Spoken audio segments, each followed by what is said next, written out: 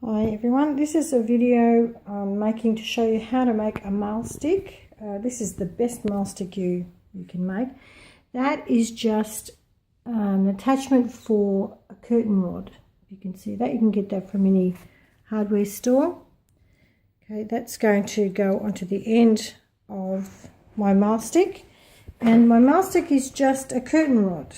It's metal, which makes it strong, so you can have it any length you want. It's quite easy to cut.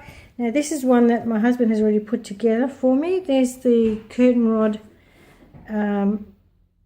holder at the end of it, and he's just used a small screw with a Phillips screwdriver head, and he screwed that in securely. So that makes up my mahl stick. This is my long one. I'll show you how it works. Now I've got my timber set up here, and that just hangs over it.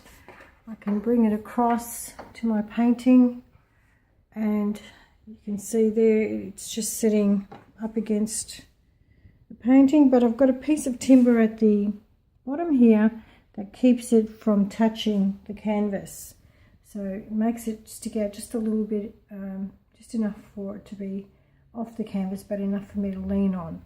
So that is how you can make a very easy and very efficient mahl stick.